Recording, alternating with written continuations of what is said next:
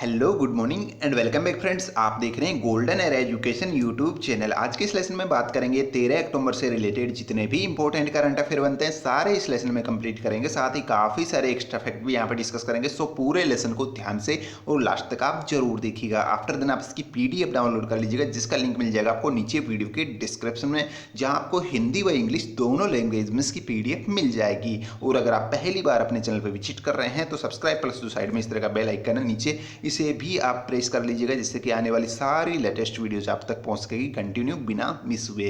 और अगर आपने भी अभी मुझे अनअकैडमी पर फॉलो नहीं किया है तो कर लीजिएगा। जो अनअकैडमी का लर्निंग एप्लीकेशन है इसे आपको डाउनलोड करना है, पहले जो प्ले स्टोर है वहाँ से, और उसके बाद में मुझे वहाँ पे सर्च करके और वहाँ पे फॉलो कर लेना है। या फिर अपने जो प्रोफाइल है इसकी लिंक मिल जाएगी आपको नीचे वीडियो के डिस्क्रिप्शन में, जहाँ पर क्लिक करके भी आप डायरेक्टली फॉलो कर सकते हैं मुझे अनअकैडमी पे, जिससे कि अपनी आने वाली यूट्यूब के अलावा जो अदर वीडियोस है, लेसन है, वो आपको यहाँ पे मिलते रहेंगे कंटिन्यू बिना मिस हुए।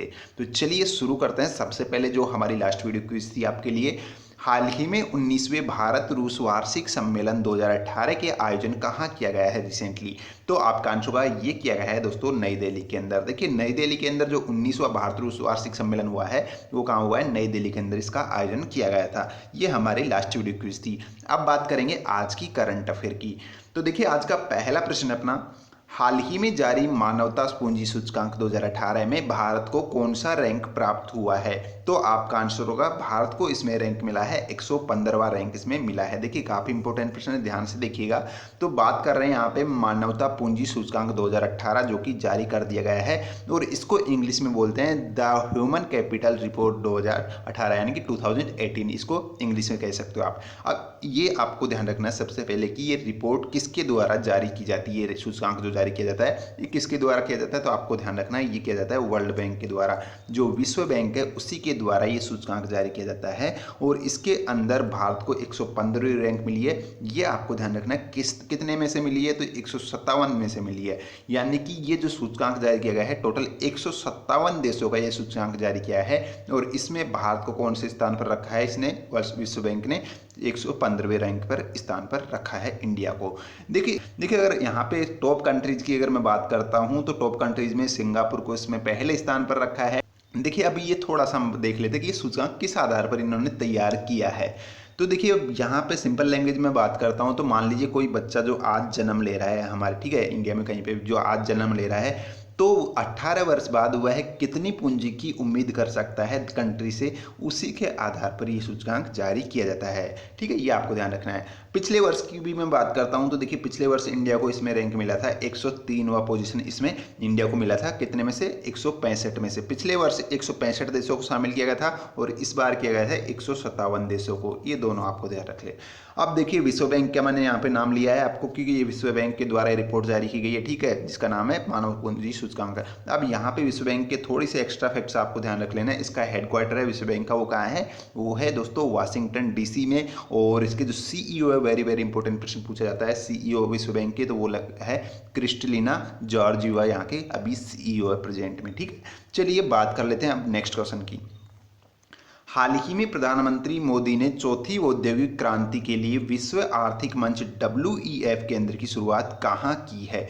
तो आपका आंसर होगा ये की है नई दिल्ली के अंदर। देखिए WEF का फुल फॉर्म होता है वर्ल्ड इकोनॉमिक फोरम, यहाँ पे आप देख सकते हो। और इसके चौथे केंद्र की जो स्थापना यहाँ पे शुरुआत की है वो कहाँ की गई है? नई दिल्ली के अंदर की गई है मोदी जी के द्वारा। ये आपको ध्यान रखना। अब देखिए अगर बात करते हैं तो इससे पहले 3 केंद्रों की स्थापना की जा चुकी है और ये चौथा केंद्र है। और 3 केंद्र कहाँ कहाँ स्थापित किए गए हैं? तो एक पहला किया गया था फ्रांसिस्को में, दूसरा किया गया था टोक्यो में, और तीसरा किया गया था पेइचिंग में किया गया था। तो ये तीनों यहाँ पे किए गए थे जो मैंने आपको नाम बताया, और चौथा केंद्र किया गया है हमारे इंडिया में नई दिल्ली के अंदर। ये आपको ध्यान में रख लेना है। देखिए इसकी शुरुआत का मकसद क्या है? इस केंद्र की शुरुआत का, तो इसका मेन जो मकसद है वो है डिजिटलीकरण को बढ़ावा देने के लिए, यानी कि जो हमारे इंडिया है उसको डिजिटलाइजेशन बनाने के संदर्भ में उसको बढ़ावा देने के लिए ही इसको यहाँ पे शुरू किया गया है। ये आपको ध्यान रखना है। चलिए बात कर लेते हैं अगले प्रश्न है, हाल ही में कौन से देश को माइकल नामक तूफान की वजह से भारी मात्रा में जान माल की हानि हुई है? तो आपका आंसर होगा अमेरिका। देखिए क्वेश्चन यहाँ से कई तरीके से बन सकता है। माइकल नाम जो वर्ड है ये किससे संबंधित है? तो एक तूफान है या चक्रवात का नाम है, और ये किस देश से संबंधित है? ये है अमेरिका से। तो रिसेंटली ये अमेरिका में काफ़ी प्रभावी रहा था, ठीक है। और मोस्टली जो अमेरिका का जो फ्लोरिडा है वहीं पे ये काफ़ी एक्टिव रहा था। जैसे कि आप यहाँ पे देख सकते हो, इस जगह पे ये जो यहाँ पे देख सकते हो ये हमारा इंडिया इस तरीके से है, और जो इसका जो प्रभाव रहा था ये रहा था यहाँ पे जो आप देख सकते हो, ठीक है, इस जगह पे। तो ये चीज़ आपको ध्यान में रख लेनी है। चलिए बात कर लेते हैं, देखिए हम यहाँ पे नेक्स्ट जो क्वेश्चन की, और एक चीज़ और आपको ध्यान रख लेनी है, अब तक का ये जो माइकल नाम का जो तूफान है, चक्रवात है, ये अब तक का अमेरिका का तीसरा बड़ा सबसे तूफान है, ठीक है, तीसरा सबसे बड़ा तूफान है, ये भी आप देख लीजिएगा। चलिए अगला प्रश्न देख लेते हैं अपना, हाल ही में शुरू हुए 32वें इंडो इंडिया कॉरपोरेट का आयोजन कहाँ किया जा रहा है? तो आपका आंसर होगा ये किया जा रहा है दोस्तों जो बेलवान बंदरगाह है वहीं पे इसका आयोजन किया जा रहा है। देखिए 32वां संस्करण है इसका, और ये है इंडो कॉरपोरेट। इसका नाम एक तरीके से इसका फुल फॉर्म आप देख सकते हो, इंड मीन्स इंडिया होता है और इंडो मीन्स इंडोनेशिया होता है, ठीक है। इंडोनेशिया और इंडिया कॉरपोरेट एक है जो एक संयुक्त जो अभ्यास है हमारी नौसेना और जो इंडोनेशिया की नौसेना है उनके बीच में, और ये कहाँ आयोजित किया जा रहा है? ये अभ्यास ये किया जा रहा है जो बेलवान बंदरगाह है वहीं पे।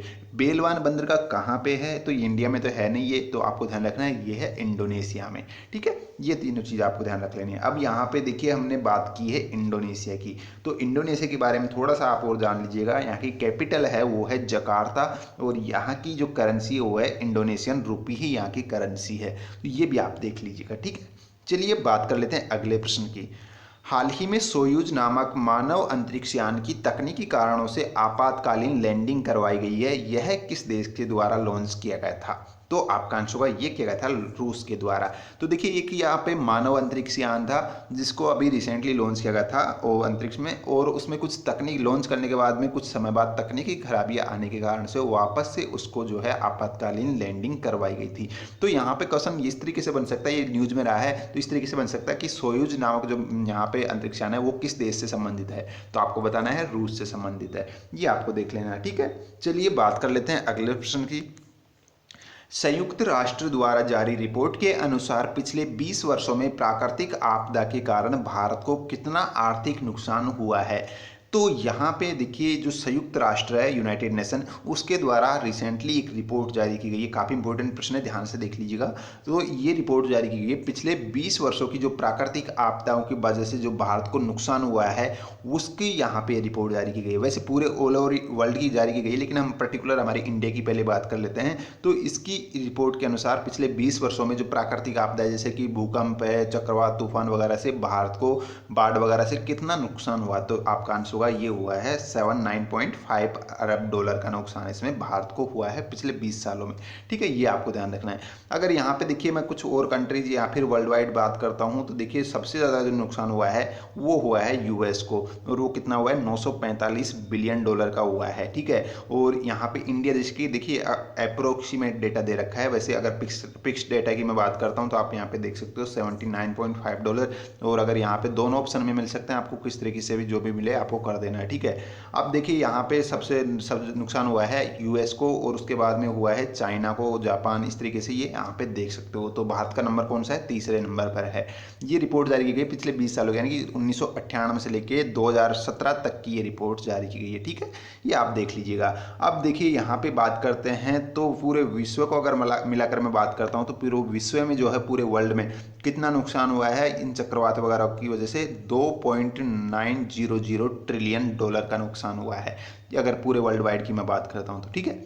अब बात करते हैं, चलिए ने हाल ही में वेल्थ हंगर हेल्प नामक संस्था द्वारा जारी ग्लोबल हंगर सूचकांक 2018 में भारत को कौन सा स्थान प्राप्त हुआ है?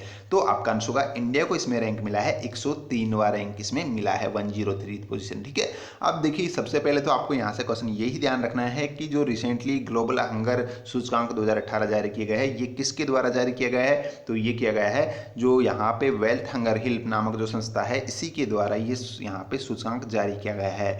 और ये जो हमारा ग्लोबल भूख सूचकांक है, ये फिर आप कह सकते हो ग्लोबल हंगर, ठीक है, सूचकांक, तो इसके अंदर इंडिया को 130वें नंबर पर यहाँ पे इसने रखा है। और ये कितने में से रखा है, तो ये रखा है 119 देशों में से। टोटल 119 देशों को इस सूचकांक में शामिल किया गया था इस संस्था के द्वारा, जिसमें से हमारे इंडिया को रखा गया है 103वें स्थान पर। इस सूचकांक के अंदर भी भारत की स्थिति काफ़ी खराब है, जैसा कि आप देख सकते हो यहाँ पे, ठीक है। 119 में से 103 रैंक, यानी कि काफ़ी पीछे है इंडिया इसमें भी। और अगर बात करते हैं ये सूचकांक किस आधार पर जारी किया गया है, इससे भी हम थोड़ा सा चर्चा कर लेते हैं। तो देखिए ये सूचकांक जारी किया गया है जो बाल पोषण है या फिर जो बाल मृत्यु दर है देशों की, और जो अपर्याप्त कैलोरी मिलती है जो लोगों को, बच्चों को, उसी के आधार पर यह सूचकांक जारी किया गया है, ठीक है। चलिए अगला प्रश्न देख लेते हैं। हाल ही में गेंदबाज अब्दुल रहमान ने अंतर्राष्ट्रीय क्रिकेट से संन्यास लेने की घोषणा कर दी है, इनका संबंध किस देश से है, तो आपका आंसर होगा ये संबंधित है पाकिस्तान से। बस इतना सा ध्यान रख लेना है। यहाँ पे इस चर्चा में तो पूछा जा सकता है कि जो अब्दुल रहमान है किस देश से संबंधित क्रिकेटर है, तो पाकिस्तान से हैं। अगला देख लीजिए, यहाँ पे किस देश की सरकार ने हाल ही में मौत की सजा को समाप्त करने की घोषणा कर दी है, तो आपका आंसर होगा ये रोक लगा दी है जो मलेशिया गवर्नमेंट है उसने, ठीक है। मलेशिया गवर्नमेंट जो सरकार है मलेशिया में, जो मौत की सजा है उस पर रोक लगा दी गई है, ठीक है।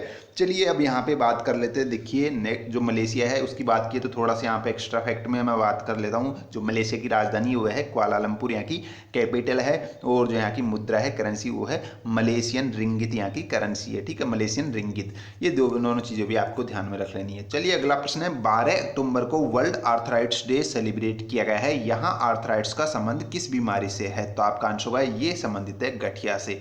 देखिए जो यहाँ पे आप देख रहे हो क्वेश्चन ऐसे भी पूछा सकता है कि वर्ल्ड आर्थराइटिस डे कब मनाया जाता है, तो आपको ध्यान रखना है 12 अक्टूबर को मनाया जाता है हर साल ये, ठीक है। और यहाँ पे जो आर्थराइटिस है ये इंग्लिश वर्जन है किसका, गठिया का, ठीक है, जो गठिया बीमारी है इसका।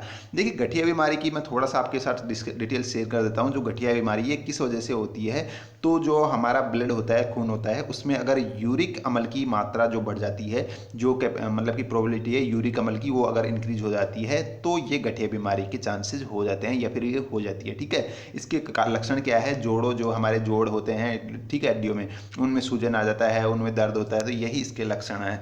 चलिए अगला प्रश्न देख लेते हैं। हाल ही में भारतीय अंतरिक्ष अनुसंधान केंद्र, जिसको इसरो आप कह सकते हो, इसने अंतरिक्ष केंद्र खोलने के लिए किसके साथ समझौते पर हस्ताक्षर किए हैं, तो देखिए जो हमारा इसरो है, ठीक है, इसने हाल ही में एक नया अंतरिक्ष विज्ञान केंद्र खोलने के लिए किसके साथ एक समझौता हस्ताक्षरित किए हैं, तो आपका आंसर होगा ये किए हैं जम्मू केंद्रीय विश्वविद्यालय के साथ। देखिए जो जम्मू केंद्रीय विश्वविद्यालय और जो इसरो है, ठीक है, इन दोनों ने मिलकर एक समझौता किया है, जिसके तहत जो जम्मू है वहीं पे एक नया अंतरिक्ष विज्ञान केंद्र खोला जाएगा। तो ये काफी इंपॉर्टेंट प्रश्न है, ठीक है, ये आपको ध्यान रखिए। देखिए इसरो की हमने बात की, यहाँ से और इंपॉर्टेंट क्वेश्चन क्या बन सकते हैं, देखिए एक तो क्वेश्चन यहाँ से बन सकता है इसरो का, वो क्या बन सकता है, यहाँ पे इसके जो अध्यक्ष है वो बन सकते, पूछा जा सकता है, तो के सिवन अभी इसरो के प्रेजेंट में अध्यक्ष है, के सिवन। और इसके संस्थापक इसरो के वो कौन है, विक्रम साराभाई है, और इसका हेडक्वार्टर है बेंगलोर में, ये भी आपको ध्यान रखना। चलिए अब बात कर लेते हैं आज की जो क्विज है आपके लिए, इसका आंसर आपको लिखना है नीचे कमेंट बॉक्स में। क्वेश्चन आज का देखिए, हाल ही में जारी 100 ग्लोबल ब्रांड्स 2018 नामक रिपोर्ट के अनुसार दुनिया का नंबर 1 ब्रांड कौन सा बन गया है, तो काफी इंपॉर्टेंट ये प्रश्न है, ध्यान से मैंने इसको बताया था, तो आपका जो राइट आंसर है इसके बारे में आपको लिखना है नीचे कमेंट बॉक्स में। सो गाइस ये थी आज की करंट अफेयर। आई होप आज की वीडियो आपको जरूर पसंद आई होगी। किसी भी क्वेश्चन से रिलेटेड कुछ डाउट है तो नीचे कमेंट बॉक्स में लिखिएगा। वीडियो पसंद आई तो प्लीज एक लाइक, प्लस ज़्यादा से ज़्यादा अपने दोस्तों के साथ इसे शेयर कीजिएगा, जो भी आप फेसबुक, व्हाट्सअप, जो भी आप यूज करते हैं, ठीक है। सो आज के इस लेसन में इतना ही। Thank you so much for watching us, धन्यवाद।